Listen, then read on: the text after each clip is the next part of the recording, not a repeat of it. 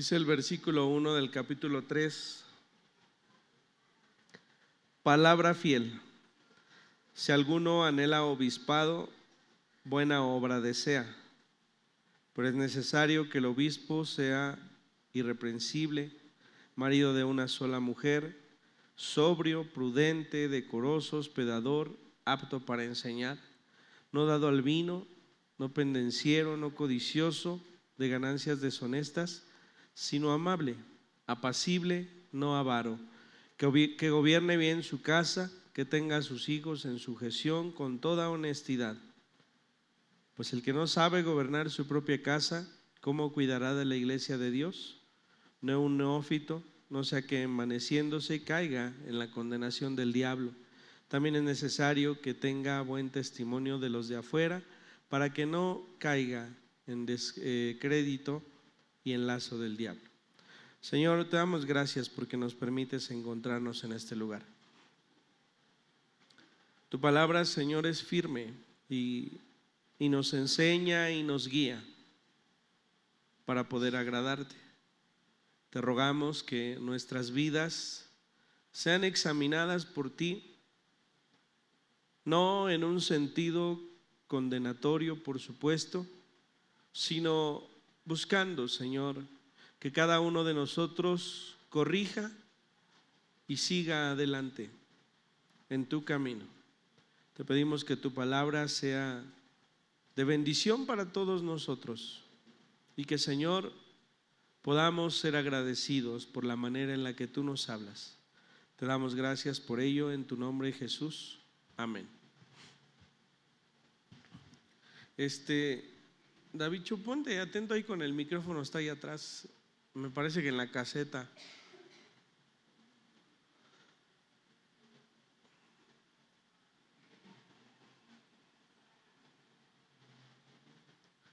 Dice este primer versículo, palabra fiel, si alguno anhela obispado, buena obra desea. Bueno, primero vamos a entender lo siguiente. Dice el versículo 15 de esta primera carta a Timoteo en el capítulo 3, que el motivo de que Pablo escriba esto es para que si tardo sepas cómo debes conducirte en la casa de Dios. Hay un motivo. Yo te voy a escribir, te estoy escribiendo, te estoy enseñando con un motivo, para que sepas conducirte en la casa de Dios, que es la iglesia del Dios viviente, columna y baluarte de la verdad. Hace muchos años, cuando México jugó contra Holanda en el Mundial, se jugaban los octavos de final, México-Holanda, y era exactamente al mediodía o a las 11 de la mañana, no recuerdo bien. Yo crecí viendo todos los partidos de fútbol que podía. Le iba a uno, siempre le iba a uno, pero siempre me aventaba todos los juegos, ¿no? Y ese día jugaba México contra Holanda. Y yo tenía que estar aquí. Así que me traje una videocasetera para poder conectar el partido al término. Dije, en cuanto se termine y el pastor diga amén, conecto la videocasetera y ponemos en el proyector el segundo tiempo por lo menos. Y cuando mi papá me vio que estaba conectando, me dijo no. Y me sentí muy enojado. Dije, pues sí, acabó el culto, ¿no? Y me dijo, algún hermano lo puede tomar a mal. Me enojé más. Pero obedecí. Así que me fui al carro y solamente lo empecé a escuchar, porque pues no había celulares para ese tiempo. Sí había, pero era muy caro ver algún partido en línea, ¿no? A veces no entendemos el lugar en el que estamos. Si nosotros reconocemos que esta es la casa de Dios, nuestro comportamiento debería ser distinto. El cuidado que tenemos de nuestros hijos en la casa de Dios debería ser distinta. Nuestra adoración y alabanza a Dios deberían ser completamente diferentes. Dice el apóstol Pablo a Timoteo: te escribo para que tú sepas cómo debes conducirte en la casa de Dios, que es la iglesia del Dios viviente, columna y baluarte de la verdad. Lo que la Biblia nos enseña es cómo conducirnos en la casa del Señor y en nuestra vida. Y entonces, si ustedes recuerdan, lo que hemos observado es que muchos querían de alguna forma ser maestros en aquella iglesia en Éfeso, en donde Timoteo había permanecido, porque Pablo lo había dejado allí. Y dice Pablo: si alguno anhela obispado, buena obra desea. Si alguno quiere ser pastor, buena obra desea. Si alguno quiere ser de los ancianos que enseñan, buena obra desea. Es decir, no es malo. Al contrario, ya quisiéramos que todos nosotros anheláramos servir al Señor. Eso no es lo malo. Lo malo son los motivos que orillan a las personas a ser quienes sean los encargados de dirigir la iglesia. Y dentro de este primer comentario nos encontramos con dos palabras claves en este primer versículo. La primera de ellas es anhelar y la segunda desear. Y la palabra anhelar es un acto externo. La palabra anhelar significa, y ahí lo tienen en la hojita, esforzarse en alcanzar. Cuando yo anhelo algo, mis acciones se esfuerzan en alcanzar eso que estoy anhelando. Mis actos son esforzados en alcanzar eso que quiero. Y la palabra desear es algo interno. Es un deseo en el corazón. Y juntas estas dos palabras quiere decir que gracias al deseo profundo del corazón, una persona va en busca de lo que anhela. Entonces, dice el apóstol Pablo: si alguno anhela obispado, buena cosa desea.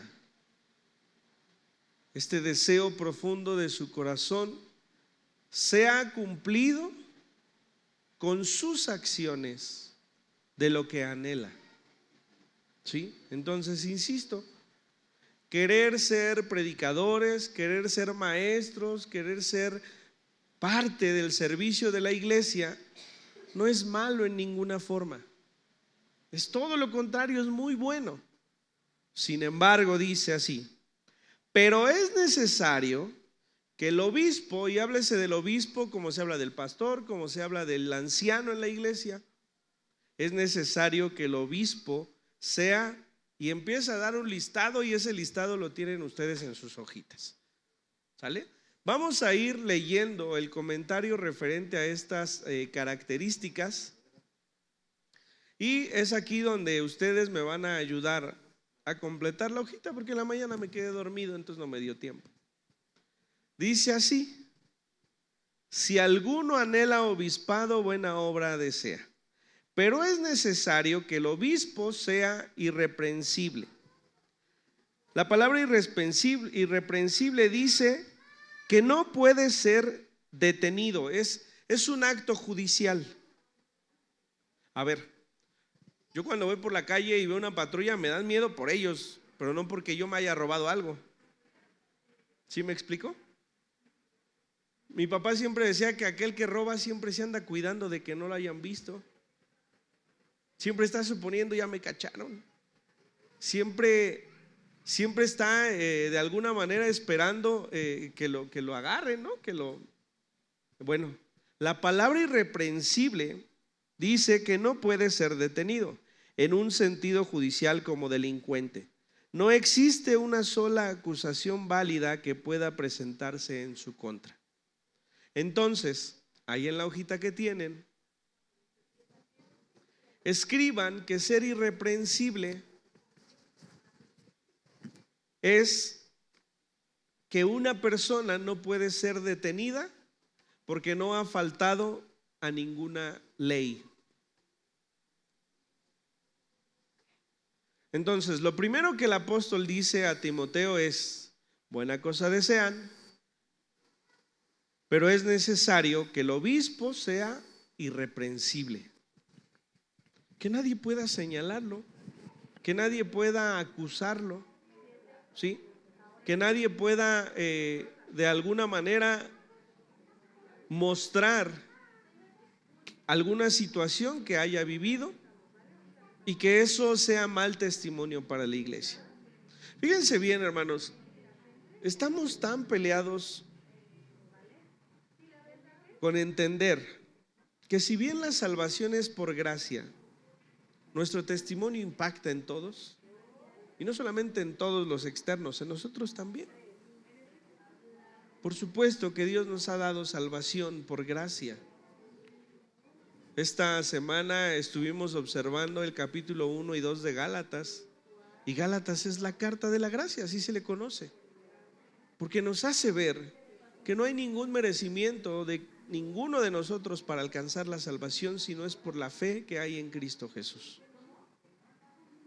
Y seguramente somos señalados. Yo he platicado con algunos de ustedes y me dicen: pastor, todavía estoy batallando con esto. Y saben, cuando uno descubre con qué está batallando, ya no es reprensible. A ver, mi papá siempre fue una persona que acostumbraba a decir a la iglesia lo que sucedía, con el único fin de decir: cuando uno dice la verdad, ya no hay quien pueda señalarnos con su boca. Por lo menos tratando de adivinar, ¿no? Pero cuando uno revela las cosas, uno debe sentirse tranquilo de saber que esa es la definición de una persona que es recta delante de Dios. Porque recto no es aquel que no peca. Todos pecamos. Pero cuando nosotros descubrimos delante de Dios y de quien tenga que ser alguna situación que nos acusa, entonces somos irreprensibles, porque nadie más puede acusarnos. Si Dios nos ha perdonado, dice la Biblia, entonces ¿quién condenará? Entonces, ser irreprensible es ser una persona que no puede ser señalada de alguno de sus actos. Segundo, marido de una sola mujer. En los comentarios que leí referentes a esta porción, se menciona varias suposiciones, pero las va descartando ambos comentarios que leí de alguna forma. Porque, por ejemplo, dice marido solo de una mujer, y algunos dirán que solamente, por ejemplo, el que ya se casó, el que es viudo y que no se vuelva a casar. No, no se refiere a eso. No se refiere al estado civil de la persona. Se refiere a lo profundo de su corazón. Dice la Biblia que el Señor Jesús, cuando enseñó acerca del divorcio, cuando le preguntaron, Moisés de alguna manera enseña acerca del divorcio, ¿tú qué dices? Y el Señor responde que solamente a causa del adulterio es permitido el divorcio. Dice, pero aquel que mira a una mujer para codiciarla en su corazón, ya ha pecado. Cuando el apóstol Pablo escribe esto, debe hacernos ver que esta es una actitud de siempre. Ni se quedó en la iglesia primitiva, ni solamente es en esta iglesia, porque seguirá siendo. Si nosotros recordamos la historia del rey David, dice que no fue a la guerra y que desde la azotea, desde lo alto de su casa, miró a la mujer de Urías y la codició para sí. Cuando Pablo dice que sean maridos de una sola mujer, se refiere que el deseo del hombre sea solo en su mujer. ¿Pero por qué tiene que escribirlo? Porque ciertamente el hombre en su corazón, en su mirada, en su trato con las mujeres, tiene este problema. Tenemos este problema. Ahora, ¿cuál es la situación? Que nosotros debemos buscar tanto a Dios, que su Espíritu Santo nos lleve a cumplir con esta palabra. Que nuestro deseo solamente sea en nuestra mujer. Por supuesto que hay cosas prácticas para que esto suceda. Como hombres descuidamos mucho nuestra vida en cualquier lugar. Y esto como consecuencia tiene que si bien no adulteremos, nuestros pensamientos traicionen lo que nuestro espíritu debe hacer. Pero ya lo hablamos y lo dijimos, a la verdad el espíritu está dispuesto, pero la carne es débil. Y sin embargo esto no puede ser pretexto. Debemos buscar y buscar y buscar y buscar tanto a Dios que estas cosas cambien en nuestro pensamiento y en nuestro corazón. Entonces, hablábamos la semana anterior acerca de la manera en la que la mujer debería vestirse, ¿no? Y yo les decía, yo entiendo que están en su derecho de vestirse como ellas quieran, como ustedes quieran. Sin embargo, fíjense la combinación: la mujer vistiéndose como ella quiere y el hombre mirando a la mujer con una mirada, no encuentro la palabra, con una mirada grotesca. Es una pésima combinación. ¿Sí? Si la Biblia nos habla de que el hombre es propenso a caer por su pura mirada o por su impura mirada, entonces, si una mujer se viste de tal o cual forma, y se los dije la semana pasada, no debería ser, pero provoca en el hombre que estas situaciones pasen. Entonces, el apóstol Pablo no le está hablando a cualquiera, le está hablando de los que quieren hacerse cargo de la iglesia y les está diciendo que deben ser maridos de una sola mujer. Cuando se supone que esto debería ser obvio, ¿no? Sin embargo, Dios mismo, conociendo el andar del hombre, sabe que en el hombre hay esta condición que por supuesto debe ser quitada, pero las cosas no se quitan si no se anhelan, como lo veíamos en el primer versículo, es decir, si no hacemos cosas externas que nos lleven por el deseo de agradar a Dios. Yo les decía hace unas semanas, hablamos acerca de la llenura como si fuera algo lejano, y no. La llenura del Espíritu Santo es buscar tanto a Dios que sea profundo en nuestro corazón y que esa llenura nos lleve a amar tanto a nuestra esposa o a nuestro esposo o a nuestros hijos o a nuestros hermanos, y entonces podamos cumplir lo que Dios quiere de nosotros. Porque con un buen deseo no pasa nada, ¿eh?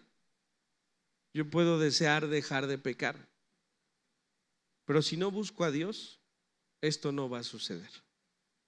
Entonces dice que sea irreprensible, que sea marido de una sola mujer. Si quiere poner allí en la hojita, de acuerdo a lo que acabamos de decir, es que el hombre solo ponga su mirada en su esposa. Y ese poner su mirada es muy significativo de todo lo que tiene que ser.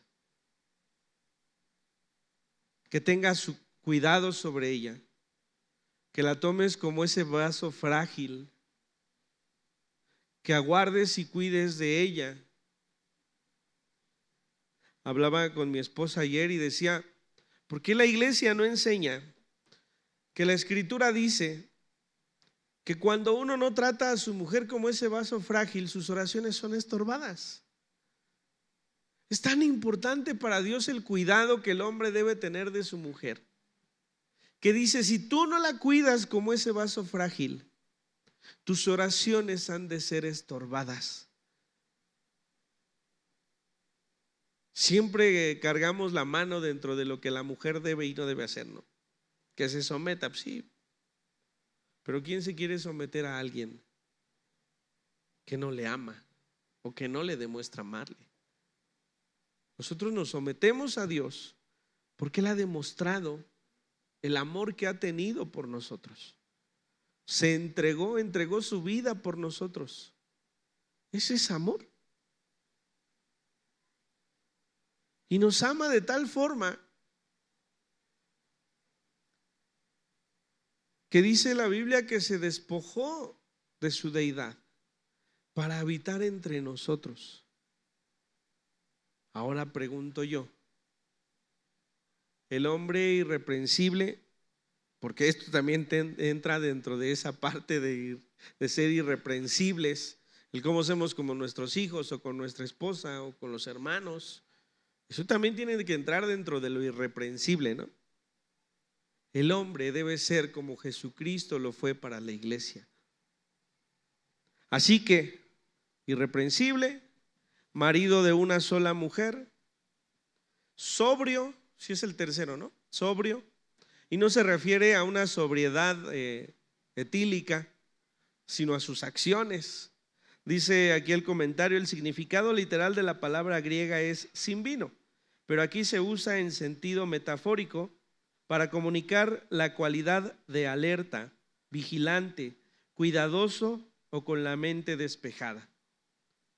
¿Sí? Es la manera en la que el hombre es capaz de poder decidir porque está centrado, está tranquilo, está observando, ¿sí?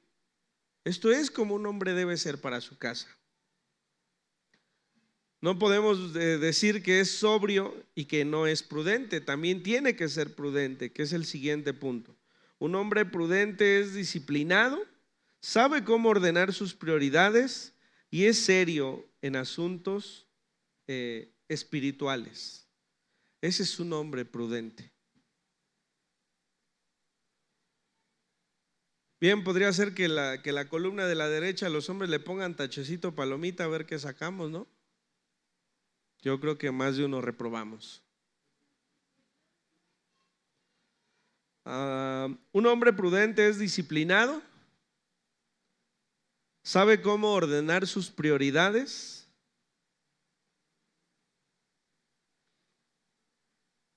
y es serio en asuntos espirituales. Yo pensé que era prudente, pero después de estas definiciones creo que no lo soy tanto. Y no es para decir, bueno, pues ya. Tenemos que buscar serlo. Tenemos que entender esta parte. Prudente, entonces, un hombre prudente es disciplinado, sabe cómo ordenar sus prioridades y es serio en asuntos espirituales. Decoroso significa ordenado o de buena conducta. Los ancianos no deben llevar una vida caótica. Si no pueden ordenar su propia vida, ¿cómo pueden traer orden a la iglesia?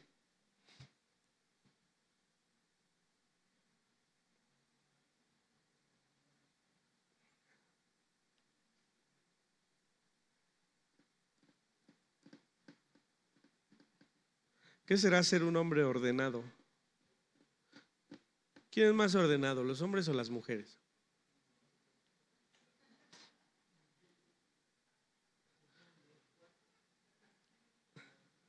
Fíjese que ayer vine por la herramienta de David, porque la puso en una mesa, los hermanos lo vieron. Así, sus desarmadores, esto. En su cuarto tiene una tablota donde tiene colgado todo, las llaves por medida, los desarmadores por medida. Así que le dije hoy, porque me hizo traer otra vez las benditas cajas. Digo, ¿para qué me haces llevármelas y tú me las ibas a traer? Es que ya colgué todo y ya sé lo que me falta, dice. En sus pagos tiene una libretita donde va anotando. Todo lo que paga ahí lo va anotando. Yo tengo un Excel, yo soy más fino. Tengo un Excel en donde se quita y tengo a David, a Adi, a Melania, a mí y otros, ¿no? Porque es la única manera en la que yo tengo de saber cuánto debe cada quien, porque las tarjetas que usamos de crédito son las mías. Cada 13 o 14 de mes les digo, pues es tanto, ¿no? Y les digo, les mando la foto, les digo, es de esto, esto, esto y esto, ¿no? Y es la manera en que debemos ser ordenados, porque esto refleja cómo somos ordenados en absolutamente todo, ¿no? Yo trato de levantarme y hacer mi cama, o trato de, si hay trastes, lavarlos, o trato de que si tengo trabajo, soy muy flojo para trabajar. Así que prefiero pasarme una hora bien metido sabiendo que eso me va a quitar trabajo de encima. Y entonces yo ya estoy pensando y me pongo a hacerlo, ¿no? Esa es la manera en la que debemos ser como hombres. ¿Cómo podemos dirigir nuestra familia, nuestra casa, si ni en esas cosas somos ordenados? ¿Sí? Yo le digo a Adi, ay Adi, tú tienes mucho trabajo, pero ustedes deberían ver su carro. Cada 3 semanas ordena sus papeles, sus documentos. Y a las 3 semanas saca todo y lo pone en la mesa y empieza a ver esta hoja aquí, esta hoja aquí, y rompe y otra. Digo, ¿no te da más flojera hacer eso cada 3 meses, 3 semanas? Porque tarda mucho, o sea, imagínense estar revisando. Es que tengo muchos grupos y entonces tengo que traer mis hojas y no me da tiempo. Y yo entiendo que es así. Pero yo ya me hubiera comprado un separador y dije, este es de tercero A. Yo lo hubiera hecho nada más por evitarme ese trabajo, ¿no? Porque hermanos, debemos disciplinarnos, esa es la palabra. Debemos disciplinarnos para la vida. Si yo no soy disciplinado para el trabajo, menos lo soy para la iglesia. Menos lo soy. ¿Cuántas veces lea a la semana? Ya redujimos los capítulos, ahora ya nada más son 2.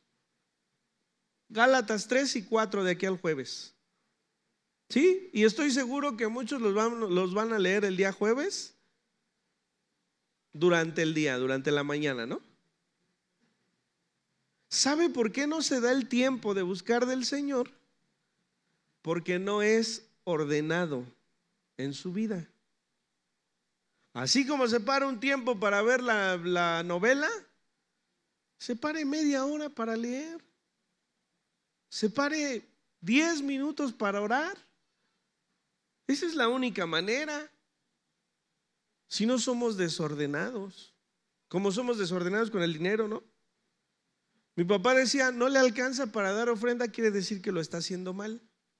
En el momento en que llegue el dinero, lo primero que tenga que hacer es apartar su ofrenda y su diezmo. Después aparte sus gastos y después va a ver que le va a alcanzar y que le va a sobrar. Pero no, primero gastamos, luego lo que necesitamos y luego ya no tenemos para la ofrenda y los diezmos. ¿Sí? Pero es un principio de orden. Por eso no es casualidad que el apóstol Pablo hable de esto. O sea, tenemos que entender que si está escrito es porque es algo en lo que los hombres de alguna manera fallamos. En ser irreprensibles, en ser maridos de una sola mujer, en ser sobrios o prudentes. El machista es completamente contrario a todo esto que estamos diciendo. ¿Es así? Entonces, bueno, Tiene que ver, o sea, no nada más le habla la Biblia a la mujer, le habla al hombre. Y en el hombre pone una carga más fuerte porque en el hombre es demandado lo que pase con los suyos. Hospedador se deriva de una palabra griega compuesta que significa amar a los extraños. Como sucede con todas las demás virtudes espirituales, los ancianos deben dar ejemplo. Su vida y su hogar debe estar abierto para que todos puedan ver su carácter espiritual. Yo no sé si Adi supo lo que hizo cuando se casó, pero dice debe ser hospedador. En mi casa nunca faltó quien estuviera. De repente platico con Eli y me dice, pues Saúl vivió ahí. Sí, no nomás Saúl. Muchas personas siempre vivieron en casa. Había una hermana que se llamaba Judith, en silla de ruedas. Vivió muchos años con nosotros. Y mi mamá la atendía, ¿eh? Y mi mamá la bañaba, y mi mamá le daba de comer, y mi mamá la volteaba porque ni siquiera podía voltearse en la cama. Sí. Y muchos de mis primos, muchos estuvieron en casa. Porque dice debe ser hospedador. Porque esto demuestra, primero, el agradecimiento con Dios de lo que nos ha dado, y segundo, el amor por el prójimo. Así que dice, ¿quieres obispado? Bueno, está muy bien, cosas buenas deseas, pero, y empieza a narrarlo, ¿no? Apto para enseñar. Esto es importante. Como cristianos debemos prepararnos en la búsqueda del Señor. Yo estoy seguro que mi esposa y yo aprendemos seguramente más de lo que aprenden los que nos escuchan. Porque la única manera de aprender más de Dios es buscando y leyendo y escudriñando y comparando. Esa es la única manera. ¿Sí? Debemos ser aptos para enseñar, y para ser aptos para enseñar debemos conocer la Biblia. No voy a pedirles que levanten la mano, pero estoy seguro que más de uno no han leído la Biblia completa. ¿Cómo podemos creer lo que está escrito en la Biblia si no hemos podido leer lo que está escrito en la Biblia? ¿Sí? Cuando uno empieza a ver la Biblia y le empieza a unir en todos sus puntos, de verdad es asombroso la manera en la que todo está conectado. Es asombroso. Si yo les pregunto, por ejemplo, el orden del Antiguo Testamento, no según como lo tenemos escrito, sino según lo que habla cada libro, difícilmente vamos a poder acomodar cronológicamente las cosas, ¿no? Si leemos, por ejemplo, las cartas de Pablo, como ya lo hemos estado haciendo, difícilmente pudimos hace mes y medio acomodar las cartas de acuerdo al libro de los Hechos que teníamos, ¿no? Solamente es buscando, aprendiendo para poder enseñar. ¿Sí? Es así, no es de otra manera. No dado al vino, más que una simple prohibición contra la embriaguez. Un anciano no debe tener reputación de bebedor, y su juicio nunca debe ser nublado por el alcohol. A ver, debemos recalcar una vez más que el pecado en cada uno de nosotros tiene que ver con lo que hay en cada uno de nosotros. Para muchos de ustedes tomar es una actividad más. A lo mejor lo acompaño con una carne asada, a lo mejor, no sé, ¿sí? Y no tengo problema con ello. Pero quienes han tenido un vicio en el alcohol, lo mínimo que tomen lo consideran como una afrenta delante de Dios, ¿o no? Y le podemos poner el nombre que quieran. Entonces, lo primero es entender que nuestras acciones están en nuestro corazón, y que nuestro mismo corazón por el Espíritu Santo nos muestra cuándo estamos mal y cuándo estamos bien. ¿Sí? A lo mejor para algunos de ustedes, no pasa nada. Yo el 24, el 31 brindo con vino, como mis uvas y no pasa nada. Está bien que no pase nada. Pero ¿sabe qué? Que tiene familia. Y la familia que los escucha hablando de Jesucristo. Tómate esta. No pasa nada. No pasa nada. Pero no quiero. ¿Sabe que el testimonio es algo importante para los incrédulos? Porque los incrédulos tienen que ver que en nuestra vida todo es congruente. A lo mejor nosotros conocemos en lo profundo de nuestro ser que no es así, que hay situaciones en las que batallamos y batallamos y batallamos y batallamos. Pero el testimonio que damos a los que nos rodean los puede condenar, ¿eh? Si a nosotros no nos importa que se condenen, fíjense lo que les estoy diciendo. Si no nos importa que se condenen y que vivan la eternidad en el infierno, haga de su vida lo que quiera. Es así. El evangelio tiene que ser así. Entonces dice, no dado al vino. Ahora, dice aquí este comentario que la persona, que el anciano, que el predicador, que el obispo, dice, no debe tener reputación de bebedor y su juicio nunca debe ser nublado por el alcohol. Uno de los problemas con el alcohol es que nuestro juicio es turbio. ¿Cuántas veces no ha visto que un borracho asesina a otro porque lo atropelló, porque chocó, porque esto, por lo otro? Eso es un mal juicio. Yo podría seguir describiendo mi vida, pero ya no tiene caso, ya les dije de más. Pero por lo menos 2 veces no supe cómo llegué a mi casa. Por lo menos 2. Y en una de ellas, yo me acuerdo que antes de empezar la fiesta, dije, voy a poner gasolina porque ya casi no traigo. Pero por lo menos traía medio cuarto de gasolina. Cuando al otro día, después de mediodía, por supuesto, me subí al carro, no traía gasolina. ¿Dónde anduve? No lo sé. ¿Y sabe cómo pude haber terminado? Lo de menos era terminar muerto, ¿eh? Pero las demás personas, ¿y qué pasa si hubiese atropellado y matado a alguien? Nuestro juicio es nublado por el alcohol o por cualquier otra sustancia, ¿sí? Y entonces dice el apóstol, no puede ser dado al vino, ¿sí? Entonces no nos metamos en la ligereza de decir, pues es bueno o es malo. No, vamos a lo profundo. Primero, puede tener consecuencias para los que nos rodean por el testimonio que damos. Y segundo, puede tener una consecuencia fatal para quien lo hace.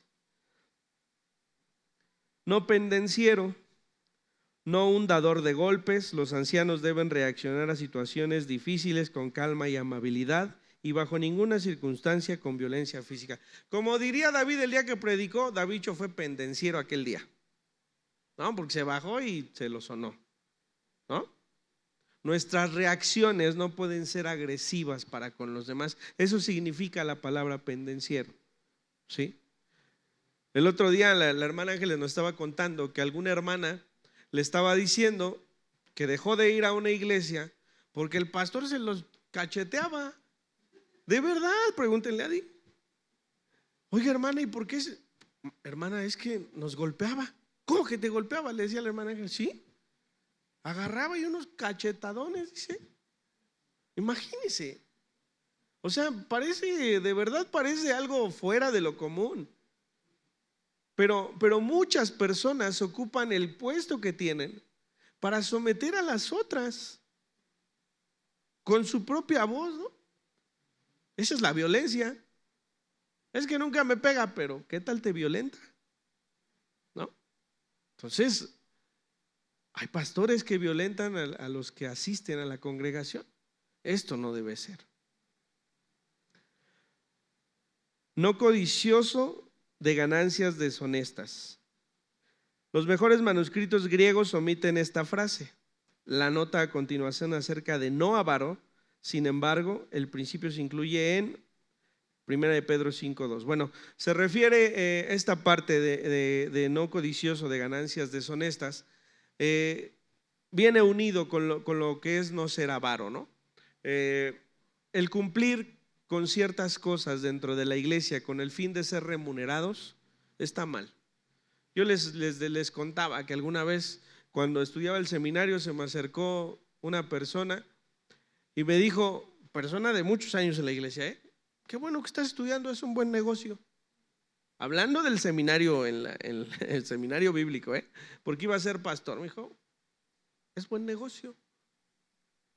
Imagínense lo profundo de su cochino corazón. ¿Puede decir alguien que ama a Dios, aunque gaste sus días sirviendo a Dios? Por supuesto que no.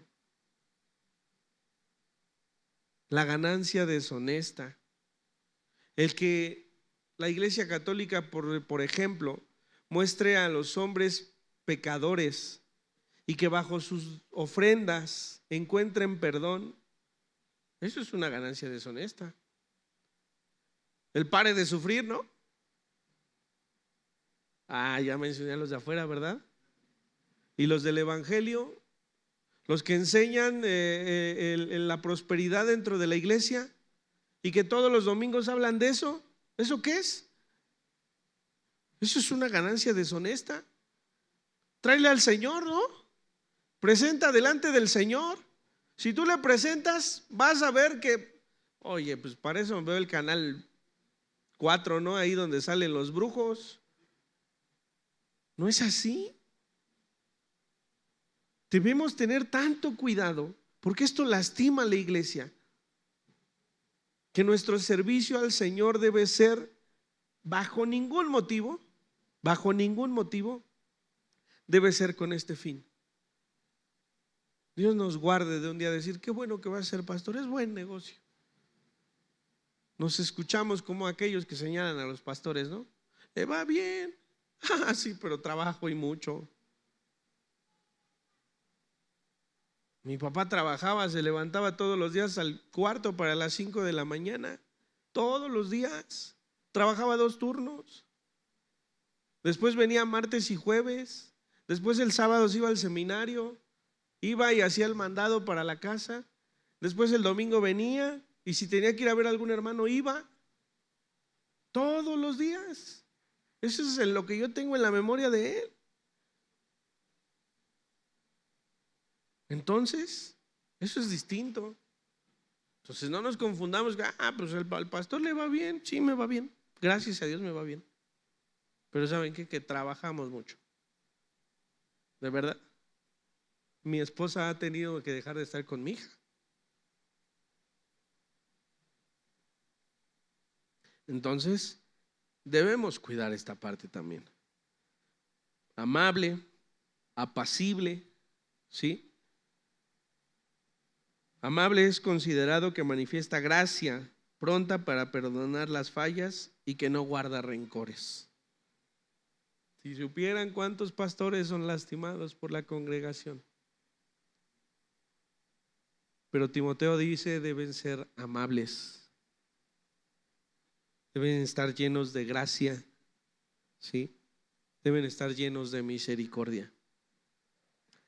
Que gobierne bien su casa. Ay, nanita, qué difícil es. Es difícil gobernar nuestra casa de manera correcta. Pero la única manera de hacerlo es bajo lo que la Biblia nos dice. No hay otra. Ese es el amor.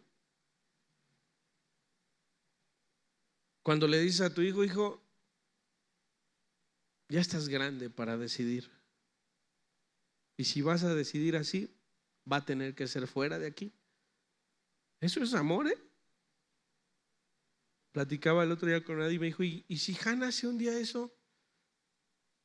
Pues yo espero que los dos estemos en el mismo canal de decir, hija, te hemos enseñado diferente, ¿no? ¿Quieres seguir? Sigue, pero aquí no va a ser. Yo espero que sus abuelitas no los vayan a recibir ahí. Porque les hacemos más daño. Cuando tenemos un hijo alcohólico o un hijo drogadicto, le hacemos más daño cuando buscamos solucionarle sus problemas. porque el hijo aprende a medirnos. Ya, mi mamá ni me llevó, me dijo el otro día que no hizo nada. Mi papá me acabó arreglando el problema, ¿no? Porque aparte somos cínicos, ¿no? Pero cuando nuestros hijos ya no tienen la decisión propia de poder dejar o alejarse de algo así, qué dolor hay. Entonces, que gobierne bien su casa. La vida en el hogar del anciano, como su propia vida personal, debe ser ejemplar.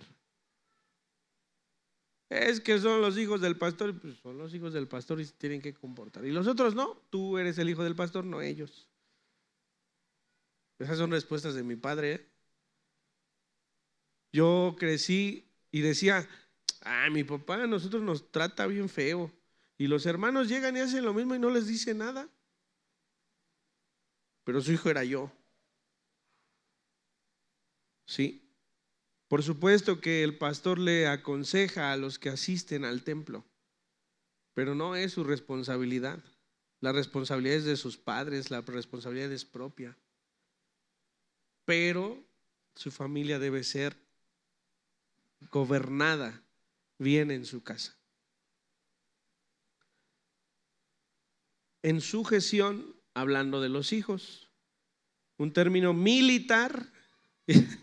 Si cree que sus padres les hablan fuerte, dice que la sujeción es un término militar que se refiere a soldados con rango inferior al de un superior que ejerce autoridad sobre ellos. Ay, es que mi mamá es mi mejor amiga, pues qué mal trabajo ha hecho tu madre. Es que mi papá es mi mejor amigo, qué mal trabajo ha hecho tu papá. Porque los padres estamos, sí, por supuesto, para acompañar a los hijos, pero nos tienen que ver como su autoridad. Es así. Es que, maestro, yo ya no puedo. Ya le dije tanto a mi hijo y no me hace caso. Dígale usted. Si a usted no le hace caso a mí, ¿qué caso me va a hacer? ¿Sí? Entonces la sujeción dice que es un término militar para una persona que tiene un rango inferior a otra. O sea que nuestros hijos tienen un rango inferior a nosotros, sí. Así lo quiso Dios, hijito. Cuando tengas tus hijos, vas a sentirte así, ¿no? Siempre de broma decía yo que a mi papá le decía, cuando yo crezca, vas a ver, yo te voy a regañar a ti. No me dio chance, les digo, ¿no?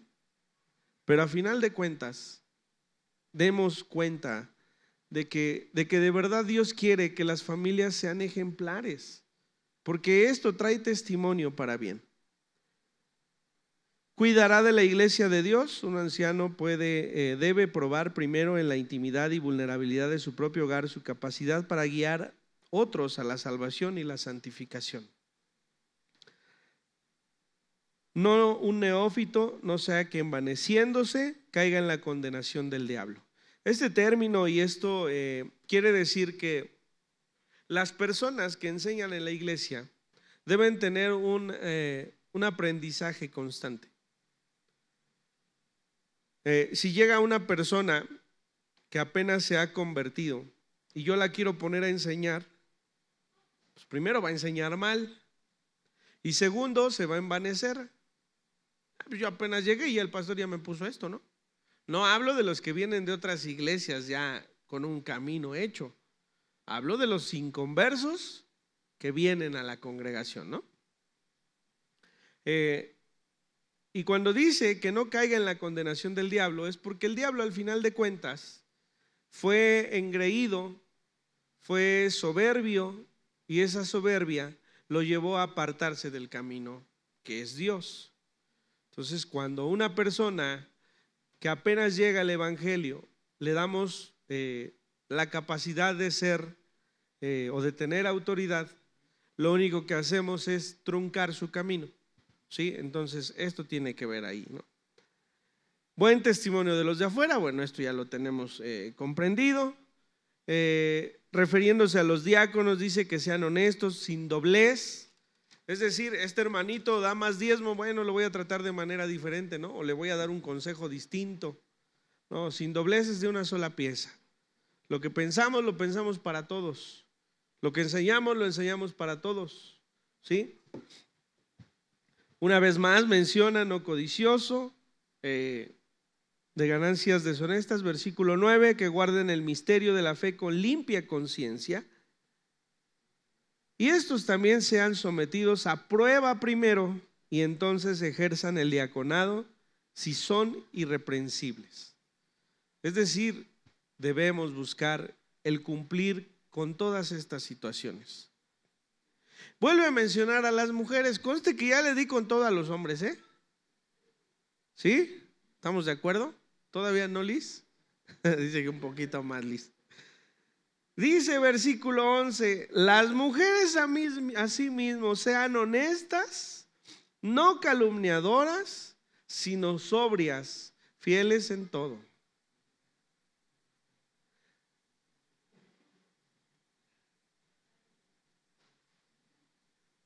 Repito, si Pablo escribe por inspiración divina, es porque así es.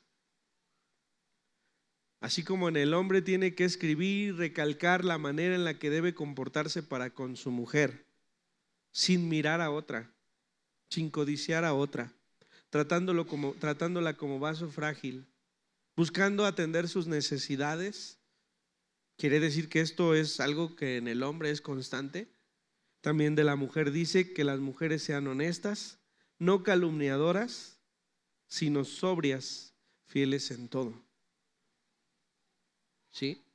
Entonces, no está hablando de otra mujer, sino también de una mujer que sirve. ¿Sí? Porque al final esta palabra es así. Los diáconos sean maridos de una sola mujer, otra vez, que gobiernen bien sus hijos y sus casas, porque los que ejerzan bien el diaconado ganan para sí un grado honroso y mucha confianza en la fe que es en Cristo Jesús. Esto te escribo, aunque tengo la esperanza de ir pronto a verte, para que si tardo sepas cómo debes conducirte en la casa de Dios, que es la iglesia del Dios viviente, columna y baluarte de la verdad. A ver, ¿a quién le está escribiendo? A Timoteo, ¿ok? Entonces le está diciendo, esto te escribo para que sepas cómo conducirte. Tú, Timoteo, ¿no? Pues no que era para todos los demás. ¿Y entonces por qué acabó hablando de Timoteo? Ahora sí, les doy un minuto para que abran su hojita. Liz ya la leyó como 10 veces. Y lean lo que está del lado izquierdo. Abran su hojita y lean lo que está dentro de esa hojita.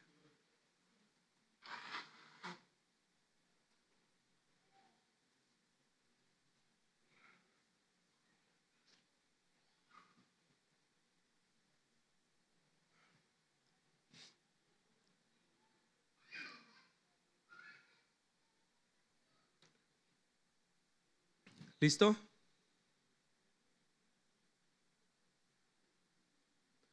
Pablo es apóstol de Jesucristo. Es discípulo de Jesucristo. Timoteo es discípulo de Pablo. La iglesia deben ser discípulos de Timoteo. Y ser discípulo es actuar de la misma forma que el maestro. Sí habló de quien deseaba un diaconado. Noticias, todos deberíamos anhelarlo. Sí habló del que está frente a la iglesia, pero el comportamiento debe ser para todos. Qué duro le dio Pablo a los diáconos y a los pastores, ¿no? Sí, que se pongan en orden. ¿Sabe que el primer responsable de que los hijos se pierdan son los padres? ¿Cuándo les vamos a enseñar? ¿Cuando crezcan? Ni los van a escuchar. Decía ayer, en la mañana, Adi, que Mela la regañaba a Hannah porque le decía, siéntate bien si te ven los chones. Y dice Adi que decía, ay, es una niña chiquita. ¿Y cuándo le iba a enseñar a sentarse bien? ¿Cuando crezca? Yo trabajo con niñas de secundaria, ¿Sabe cómo se sientan en una silla? No todas, por supuesto. Hermanos, si no les enseñamos a nuestros hijos desde pequeños cómo deben comportarse en la casa de Dios y en su vida, cuando tengan arriba de 16 años, no esperen que les hagan caso. No los van a escuchar. Ya no es tiempo. La manera en la que impactamos a nuestros hijos en sus primeros años de vida son lo que ellos reflejarán para cuando sean grandes. Si yo desde pequeño no le dijo, tú no puedes hablarme así porque eres mi hijo, ay, mira cómo le grita a su papá. No, se lo celebramos. Las familias le celebran a los chamacos que digan una peladez. Más aún los padres les hablan a sus hijos con peladeces. ¿Qué esperan cuando ellos crezcan? ¿Que sean diferentes? No es así. Así que Pablo, como diría el dicho, ¿no? Te escribo a ti para que me escuches tú.